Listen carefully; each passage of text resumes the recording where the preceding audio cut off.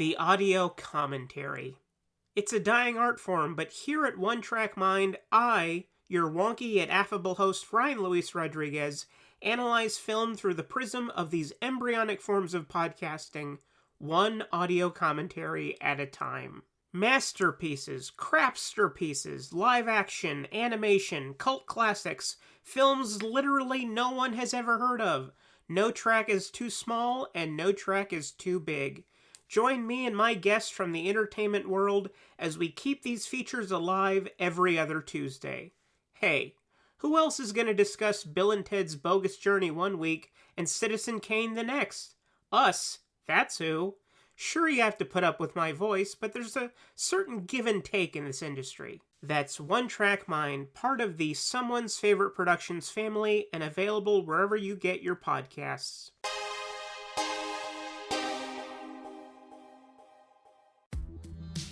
Hello, this is Chris Haskell from They Live by Film. For those that don't know us, Adam, Zach, and I, we built a podcast over the last 2 years that's a combination of film discussion from 3 very different perspectives, as well as industry interviews with the leaders in boutique Blu-ray and 4K community. We started with Dev Crocodile, but over time we've been lucky enough to speak with Arrow Video, Severin, Mondo Macabro, Vinegar Syndrome, Radiance, Indicator, most of the OCN partner labels. It's been a blast. You can find us wherever you podcast, and also actually recently as part of Someone's Favorite Production Podcast Network. We hope to see you online.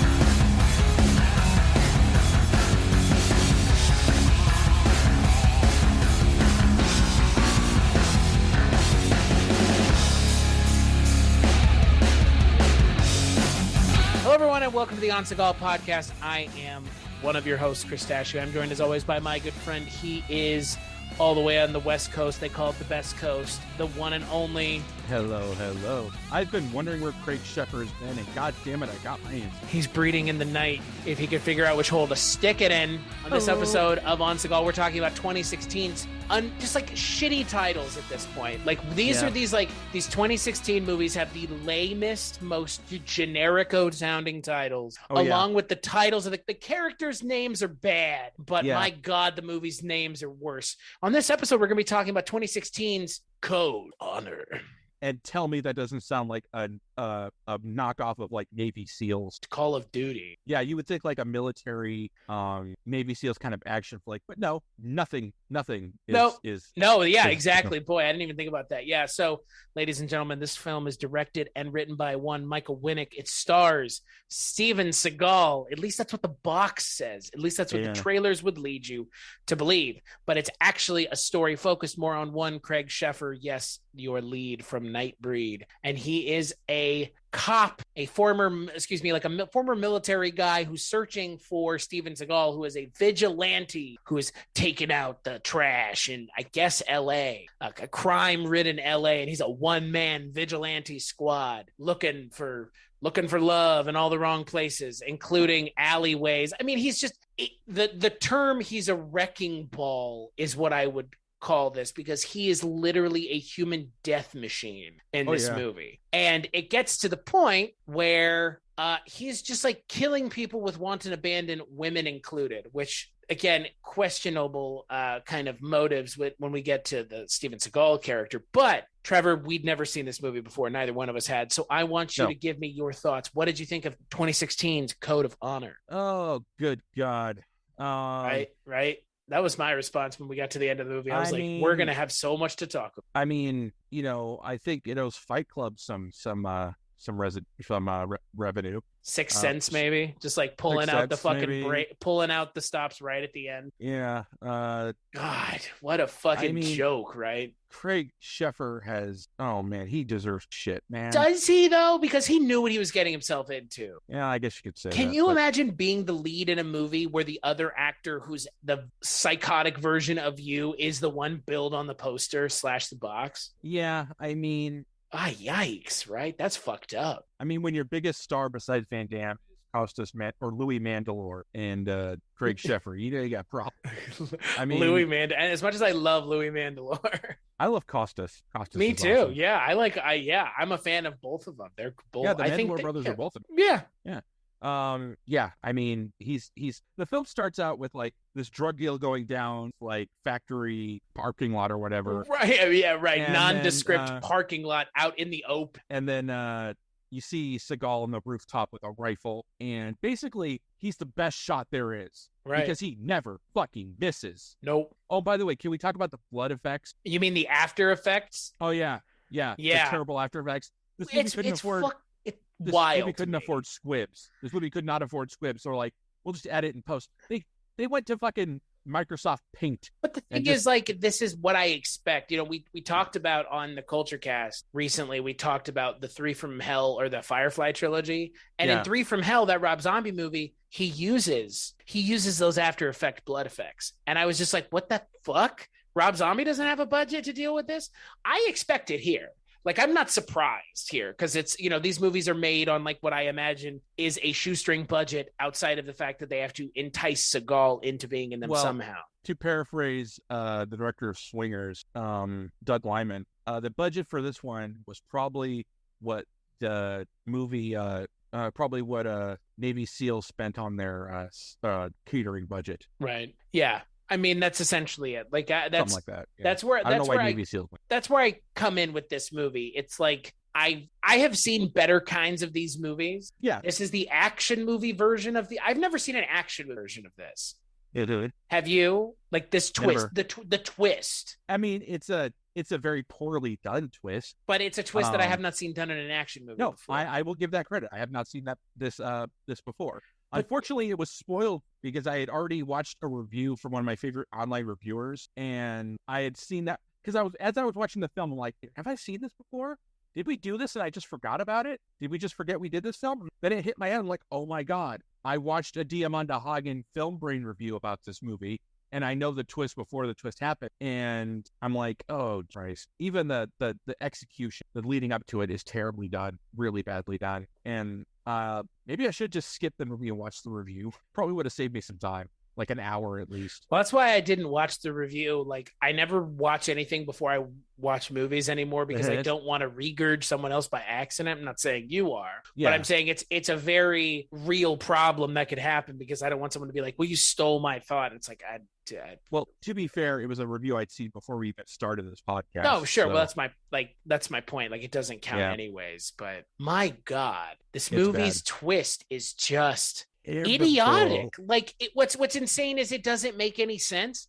And they tried to double twist us too. Well, yeah, exactly. And that was my next point is it doesn't make any sense on the face of it with the first twist. And then they double twist it, which makes even less sense than the actual twist. So it's compounding stupidity. Mm-hmm. You twisted yourself and now you have fucking played yourself because what they try to do at the actual end of this movie is fucking frankly insulting. Yeah, actually I was like stupid, like so fucking stupid. I don't even understand what in the holy hell they were going for because it makes no sense. Let's set up zero sense does it make. None. Well, here's the thing. Craig Sheffer's character, we don't really know if he even is FBI or whatever. He just shows up. He just shows up because he's doing this all on his own, independently, because he knows Seagal. He knows because they, I think they served together. Yep.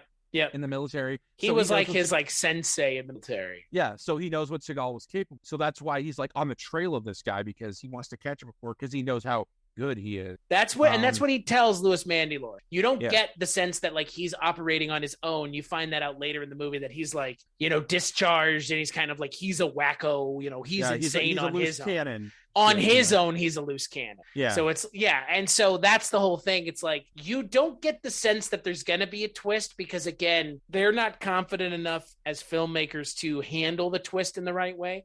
So they fucking fumble it. And instead of trying, which would have been really hard and would have required some ability to execute properly, they just throw the twist in and do the most minor of things. Like he's a loose cannon, which is like probably their way of saying like, oh, he's killing people. And the thing with the double knives, it's like, oh, he's unhinged. To me, it's like those were their attempts at foreshadowing.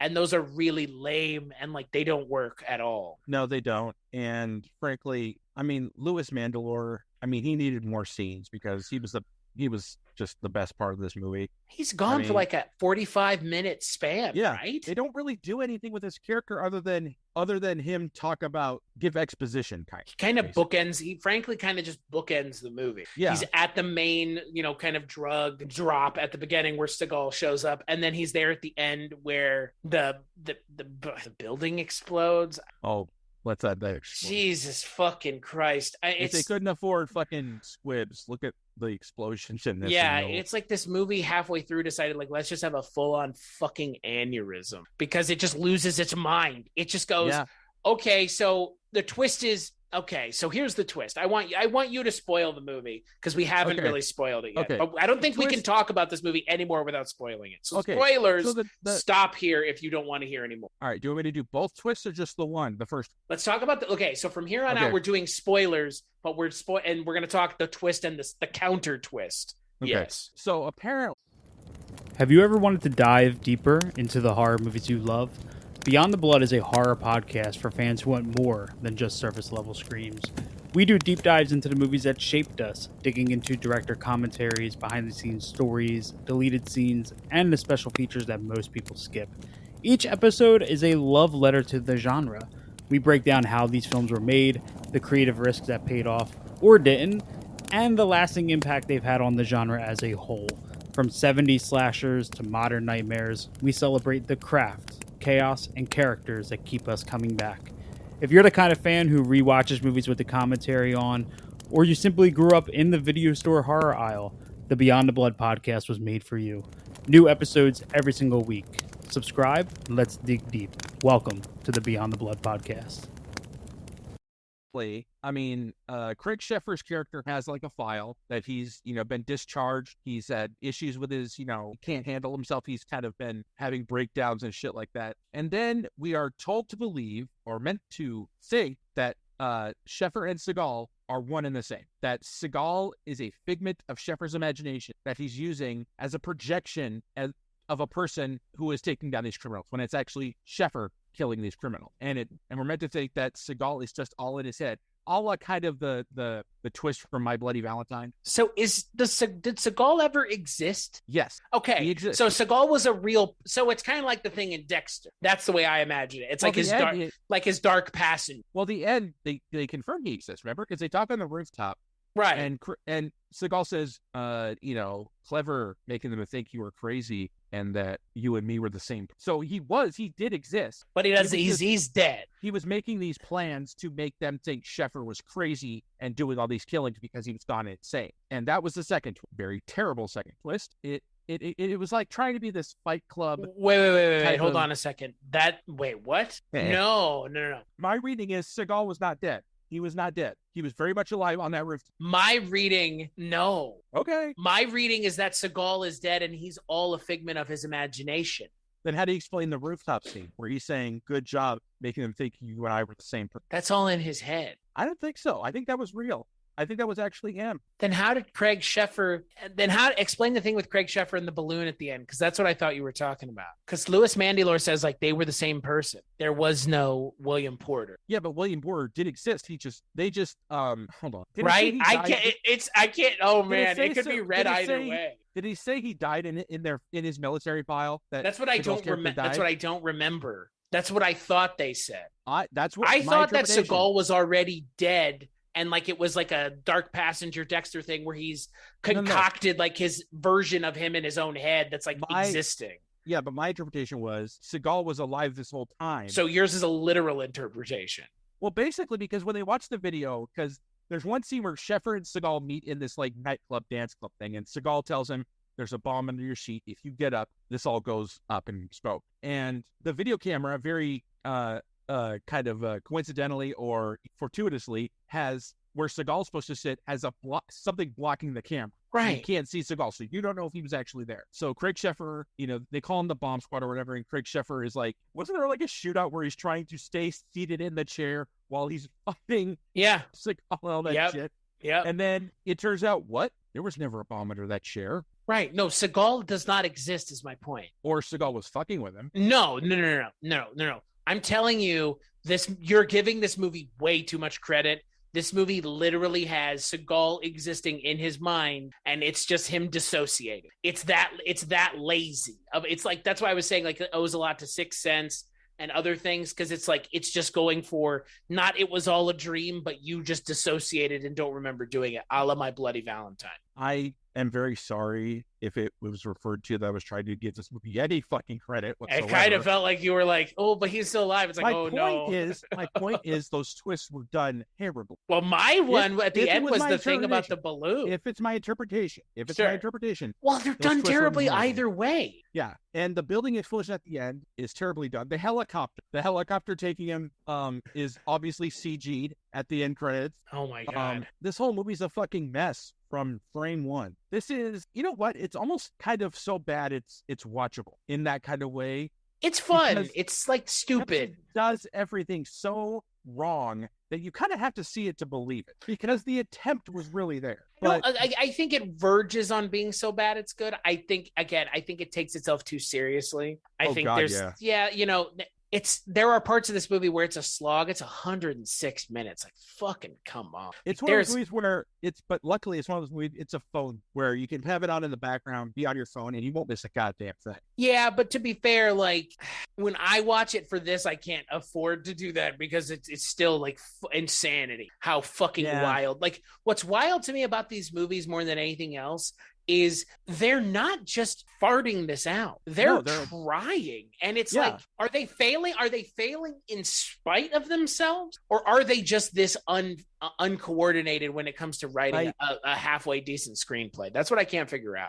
I think Seagal is not very good at reading scripts or picking them, because I think he does read scripts. I think this was written for him. And I think these films get made because Seagal puts his name on. And that's how there's so many of these things. And that's why something so horribly done can still be released, is because Seagal's name on it. And for some reason, it still sells rental, because I don't think anyone's buying this. Or maybe they did.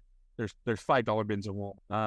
It just seems like Seagal's name, as shocking as this sounds, still has some clout. Yeah. Just so you know, the interpretation by the director said that Seagal's interpretation of the ending is that his character framed Craig Sheffer and got away. That's what my interpretation was. I know, but I think that also that's the self-serving interpretation for Mr. Seagal.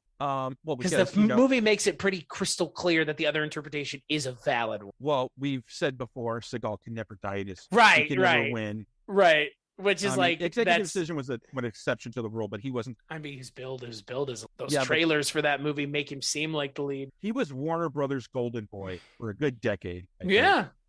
Not now, not for this movie. Not when he's ziplining on the green screen. Oh my God! What's funny is this is, again, we're in working this kind of counter timeline that we're doing. We get to see the good and the bad, but then the good becoming the bad, and the bad maybe becoming good. Like, there are things in this movie that, like, I didn't see in the other movies that we've recently watched. Like, this movie does kind of have a more interesting plot than, like, a bunch of gangsters are mad at other gangsters, which has been the last three movies we watched, right? I'll give it that. Give it that it was, of all the movies we've watched, it's the less hackneyed and at least of these kinds, not the like OG. It feels less churned out. Right.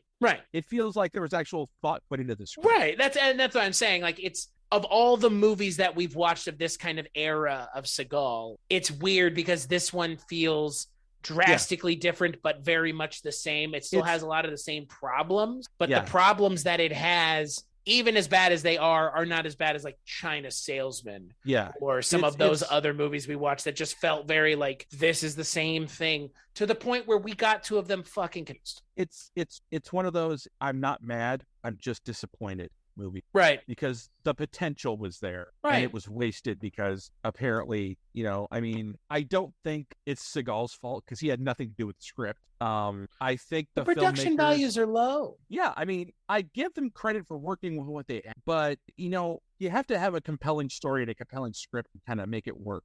Because if you're going to have this twist, work with it a little bit. Don't just throw it out there and say, this is it. Because it doesn't feel, the twist is a little bit set up the first twist is a little bit set up, but it needs to be set up a little better and less like, oh, a fucking course this was. Right. This is Jerry Simon signing off. Because the whole "it was me all along" thing is such an overdone twist. Usual Suspects, I guess. Or the dream sequence.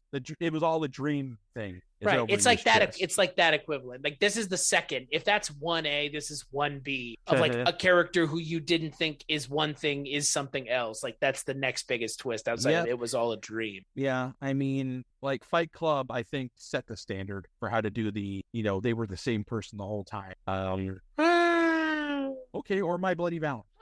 I don't know. I'm trying to think because like this is its own kind of subgenre of movies. Because once you know the twist, watching the movie is like a very different experience. Well, because you analyze everything. Right. So I wonder what a month of those movies look like. That would be kind of fun. A month of twist movies? But twist where it's a specific kind of twist. Like the main character is like, we know going into these movies what the twists are, but the main character is someone else twist. Yeah, but we go in with some more. Right. Because again, like I'm not going in to be shocked. I'm going in to understand. Like not talking about Usual Suspects, but there are plenty of movies out there like fucking Usual Suspects most creative. No. And plus that's Kevin Spacey. Right. But this movie is like a prime example of like the main character isn't who you thought they were. Yeah. Executed so poorly that it's like, but who cares? Yeah, I didn't care. He never interacted with anybody else anyway. Seagal never interacted with anybody but Craig Sheffer to begin with. There were no stakes in the people he killed because aside from the women that he murdered. Let me clarify. Ugh. Because for the first part, he's mostly killing bad guys, drug dealers, shit like that. Right. Clearly bad guys, clearly drug dealers. Yeah. So there's really you don't really sense a moral dilemma, It's like, he's killing bad guys. So it's like you don't give a shit. I'd get on board with him killing drug dealers any day of the week. Yeah, but when he killed women, innocent women, then it kind of ups the stakes a bit. Didn't just kill them, blew them up, detonated a bomb with innocent women, and unfortunately, there's no. Okay, here's the thing: there's no reason why he's suddenly killing innocent. Right. It's not set up that first he kills just bad guys, now he's on to innocent people. There's no arc for that. You don't see anything going. We don't see his moral compass failing at all. No, not at all. No. It's just suddenly innocent people can die now. I was like, what the fuck? Yeah, I didn't understand. Again, like it felt like a better movie was here, but in the hands of Michael Winnick and friends. Clearly not. And look, he edited, wrote, and directed this movie, so his hands are very deeply in said cookie jar. It's all in his hands. Yeah. I'm sorry. It's as the director, you shouldn't have your actor telling you how to interpret fucking movie. Yeah. Like, he said he survives. You're the director and you wrote the fucking movie, man. Does he survive or not? Have some balls and say you fucking die. Live with it. I wonder if Seagal is the reason why it feels wishy-washy and there's two interpretations. I wonder if Seagal is the reason that there's that one scene at the end with them on the What rooftop. About the balloon thing? The thing with the balloon is what pissed me off. Or not the balloon, it's the catcher's mitt. Oh, that he gives to the kid at the end. What is that? That's the twist that I was talking about with the catcher's mitt. Because I was like, they have the twist that he's not the guy. Like Steven Seagal does not exist and Craig Sheffer is just the guy. Okay, that's the first twist. And the second twist is after he kills himself, he is still alive. That's the second twist in the movie I watched, right? We forgot to mention there's a woman and her child in the film, but a stripper and her son. But she worked at the club that got blown up. Yeah. Because she just happened to leave to go get her son. Yeah. Yeah. And I'm leaving to go get my son. Can you cover my shift for me? You're about to die. How much does she even factor into the film? Well, that's Craig Sheffer like protects her, but again, like what she knows is unimportant. Ultimately, everything that happens in this movie is unimportant because it boils down to Craig Sheffer was Steven Seagal all along, and you don't know that. And so the entire pursuit by Craig Sheffer of Steven Seagal's character is a plot line that has gone nowhere because he was him all along. And that's the entire movie. The movie is not about Seagal killing drug dealers. It's about Craig Sheffer protecting the stripper and making sure that he catches Steven Seagal, who happens to be him. And I'm sure if we watch the film again and analyzing it, we would see things in the film that would have the twist make no fucking sense. I watched it twice just to make sure, and there are plenty of things. That's why I was saying, like, it's such a lazy twist, because they didn't do any of the successful foreshadowing. All they did was like drop in what are essentially ADR lines so they can be like, oh, remember this? And they do they sepia tone it, and they have it like, and it's like a faraway voice is saying something. It's like, it's like that kind of lazy, it's also tropey shit we've seen a million times. What I'm saying is you see like things in the plot that if you think about it would make the twist not even fucking work. Like, you know, it would just like, wait, how would this happen then if this is a twist? Like, how did that happen? Or how did, the continuity, I mean. He had a lot of free time on his hands and was able to get around that city really fast. Yeah, he apparently, Craig Sheffer, I mean, he doesn't look terrible, but he doesn't look like a guy who could run around the city that fucking quickly. Also, don't forget that Steven Seagal is like standing in the crowd at one point. At the explosion of the strip club, and like people would have seen him, but nobody nobody did. It's just like logic, like massive plot holes, massive logic holes in a movie where they had to make those logic holes be like, they had to just not address them, because if they did, like, the movie falls apart immediately. Well, this is the thing about twists, is that it's not just something you can throw in a film to throw people out. You have to make sure it's very carefully and methodically planned out, that there's nothing that you can say, wait, if this is the twist, why did this happen? Or why did this happen? You have to make sure those holes are as close as you can get, so the twist can make sense, and the twist can actually be, oh, you know what? Now that I think about it, that does make sense that this happened, or that this is why the twist happened. Don't just throw a twist in to try to be clever. You can't, it doesn't work that way. Or to cover up a failing of the movie's like finale. I mean, I do believe they had this twist in mind from the start. The problem is they thought they could get away with it no matter what they wrote around. They just had to add some things like Craig Sheffer is crazy and shit like that, and Seagal was killed in action or something to like think they could make it work. But you need a little more than that to make the twist believable and acceptable. Like, oh, okay, I'm satisfied with it. You know what I mean? Yeah, no, I agree. It's again, for me, it's just like there's a level of expectation, like you said. There's a level of expectation when you make a movie, and there's a twist in it, and especially when it's a twist that effectively changes your interpretation of the entire film. You then are forced to rewatch the movie to see how well the filmmakers did in sticking the landing, and as one would expect with a film like this made by they fucking belly flop. Yeah, of course, but that's not surprising. Even filmmakers who are good at what they do fuck up all the time. I was not a huge fan of Shutter Island because I feel like the twist in that movie was telegraphed from like scene one. I'm also just not a Leonardo DiCaprio fan. Unfortunately, I've never seen Shutter Island, but the twist was spoiled for me anyway. What's the twist? The twist is pedestrian. What, the fact that he was in the asylum the whole time? Oh, wow. You can suss that out from like pretty early on. You know what I mean? Like, and I'm not saying because I'm like some smart guy. I'm saying if you're a movie goer who is engaged, like I know you are, because you wouldn't be doing this if you were just giving half of a shit about movies. This is not easy to sit and critically watch a Steven Seagal movie and find things to talk about critically, because for one reason or another, these movies in a lot of ways don't deserve it. We're putting in more effort than they put in to make it, to be critical about it. When it comes to twists, I mean, there have been times where I kind of figured out a twist, and there have been times where it was ruined for me before I even saw the twist coming. The Sixth Sense story. Did I ever tell you that story? Okay, I went with my mom when I was 19. We went and saw The Sixth Sense in the theater, right? As we were watching the film, in the middle of the film, she leans over to me and whispers, "I think he's dead." And I'm like, for a second, I thought she meant Haley Joel Osment's character. Then I'm like, oh, you mean Bruce Willis's character? And I spent the whole rest of the movie thinking, you better not be right about this. You better not be right about this. You better not be right about this. Turns out, she was fucking right. He was dead the whole time. Did she and my know? Mom, she knew. She told me. She's like, I think he's dead. No, did she know ahead of time? No, she didn't. So she called it. She called it. She called her shot Babe Ruth style. And she was like, well, how did you not see that coming? Nobody else but the kid was interacting with it. You don't see him talk to anyone else but the kid. And I'm like, God damn it. How did I miss that? Frankly, because most of the time that twist is done, it doesn't land. So you don't assume anybody's going to try it. Well, and plus M. Night Shyamalan wasn't necessarily known for twists at the time. And he wasn't really known for much at the time other than ghostwriting She's All That and this one movie with Rosie O'Donnell.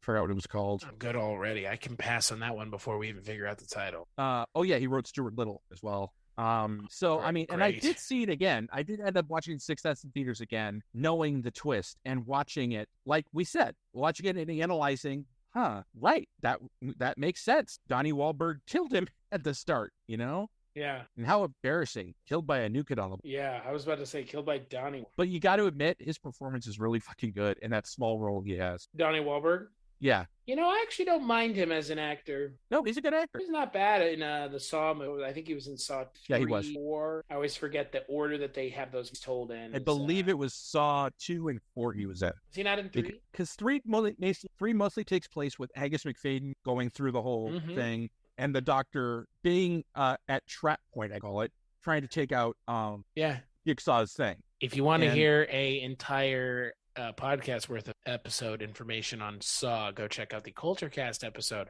where we talk about all the movies that existed at the time, which I think is everything but the last 2. So it must have been a while ago. Jigsaw and Spiral. Oh, Spiral, yeah. Jigsaw and Spiral are the only 2 that we didn't cover. So if you want to hear that, there you go. Both incredibly underwhelming. Well, I have not covered them because I feel like I don't have anything else to say about the Saw movies. Speaking of twists that I saw coming when I watched Spiral in the theater, I'm like, oh yeah, he's the killer. Don't say. Why not? Has it not been long Don't enough? spoil these from Trevor if you didn't spoil. I'll say who the killer was. It was Samuel L. Jackson. No, it wasn't. Wow, you spoiled the movie, Trevor. I'm just kidding. I know who the killer it was Chris Rock. It was Alex Mignola. Anthony Mignola. Whatever. That one guy who looks like the guy from Hereditary, but he's not the guy from Hereditary. I mean, tell me I'm wrong. Hereditary, I think, would count as a twist when it comes to what you expect of the film. Did we not expect that movie to be a fucking exorcist demon shit movie? No, it was Rosemary's Baby, right? I expected the girl to be the main focus of the film. Right. And not even halfway through it, she gets beheaded. Man, you spoiled the movie for everybody, Trevor. Should I just put beeps on this? Beep! Fuck like you. Fucking you're cursing every time. And then they beep, beep, beep, beep, beep, beep, beep. I'll do that. Didn't we spoil Malignant when we did Malignant? Yeah, but that's when we did the Malignant podcast. People who listen to the Code of Honor episode are not wanting to have, I don't know. What's another thing we could spoil? Rosebud was a sled the whole time. Okay, the timing that I use is 10 years. Okay, well, I'm sorry. No, what are you fucking apologizing to me for? Fuck. Okay. So anything pre-2012 is fair game. Okay, Finkel is Einhorn. Einhorn is Finkel. That's why Roger Podacter is dead. He found Captain Winky. God, what a fucked up movie. I love that movie. Even though now it's a little transphobic, don't you think? No. Do you think I don't, because the thing about them being trans is not played for laugh. I mean, it is right at the end, but that's it. Think about it. Like, throughout the movie, are they like, oh my God, trans people? Are we cutting this part out, by the way? I don't know why. I don't know. But yeah. It's a twist. We're talking about twists still. This is more exciting than talking about the movie that they don't nail the twist. Yeah. But that's a twist in that movie. It's a funny twist. To be. It's like a noir twist if you think about it. Like Ace Ventura is almost, if it wasn't a comedy, it would almost be neo-noir. Well, it's almost to the tradition of like Psycho or what's that William Castle film? It's like Sleepaway Camp. Yeah. But like my point is like Ace Ventura is kind of like neo-noir-ish. Like some of the stuff is like, like the what he's doing, his profession, where he lives, like it's like it's like a Charles Willeford novel because he lives in Miami, he could run into Hoke Mosley type thing. But the twist in that movie, I don't think it's transphobic. I think it's in poor taste, but I think that's always going to be in poor taste, that twist regardless. Yeah. I mean, that movie, I don't think it could be made. I don't think Ace Ventura. No, I know. But I mean, that was a movie you don't expect to even have a fucking. But yeah, but Ace Ventura is also not mean. He's not a mean character. No, that's the thing. No, he's a smartass, but he's not mean. Right. Not which is why I say the movie's not transphobic, because like the character that Sean Young plays being, Finkel and Einhorn, like that's found out so at the end of the movie. Like, yeah, he does the thing where he's like plunging his face. That's probably the worst part. I think, because I like the Ace Ventura, well, at least the first two Ace Ventura films. The second one's great. I have not seen the third one, what technically called, did you consider it the third one? Or? Ace Ventura Jr.? Why'd you have to say the name? What am I, a pervert? No, I don't even want to think about that movie existing. Well, I think Jim Carrey's gone on record saying no more sequels for him. Wasn't he? Why not just do it? Aren't they making an Ace Ventura something right now? I thought Jim Carrey said that he's not doing sequels. Because here's the thing. Do Ace Ventura 3, you fucking coward. Okay, I want to see it. 3. Okay, I do too. Right? Ace Ventura 2 is really... I like Ace Ventura 2 more than I like the first one. Well, baby, if you're going to make a film this many years after the fact, just be careful. Because Dumb and Dumber 2, while I thought it was funny at parts, not as near as good as... I thank you for reminding me that exists. Oh. Fucking pox upon my brain. What about Dumb and Dumber When Harry Met Lloyd? Why are you doing that, man? Starring Eric Christian Olsen and fucking the guy from Hostel. Why you do it? Why you gotta be that way? Why you gotta do that for everybody else? Why you gotta bring the rest of us down to that level? That's subterranean, like weird sequels to 80s movies from the like mid 2000s. 90s movies. But also like it's the same. Like okay, so in the mid thousands they were doing the 80s movies. I love how Ghostbusters Afterlife was the final 80s nostalgia movie. Oh, it's not. It was the final form. Oh, you mean the final form? It was like the final form of 80s nostalgia. But like now everything's 90s nostalgia. 90s nostalgia is really picking up. Well, I mean, Top Gun Maverick has shown that 80s nostalgia doesn't. But that's different because that's just like America rah-rah nostalgia. I don't care. I still and fucking like loved it. Fucking playing with each other's fat fucking balls. What is that? What do they call it? What do they call it? Like, what is that song? Playing with the boy. Playing with the boys. So just so fucking just give One in. of life's simple joys, playing with the boys. Oh yeah, I bet. Are they flex in this movie? Kenny Loggins for dun, dun, dun, dun. Yeah. Oh my Pride of God. Everett. Pride of Everett. We have strayed so far from this movie. It's the code of honor that we've strayed far from. It's deserved to be strayed from because it's garbage. It's well-intentioned garbage. It is. I'm not even. It's look. We've seen worse already on this show. Things that meander for fucking it's nowhere hours. near the worst thing you've seen. No, that's still China Salesman, like without a doubt. Well, that movie will always be the worst film. I don't know if we'll even top China Salesman. Yeah, I'm with you. Didn't I see another one was worse than that? What was there one? There was one where we were kind of even more pissed off. Hold on, but I don't remember what it was. It definitely wasn't one of his earlier. Not the Asian Connection. There with we haven't watched the Asian Connection yet. It sounds like a porn, doesn't it? Or have we watched that? Asian Connection sounds like a porn. I've had the Harold Faltermeyer theme stuck in my head more than the song.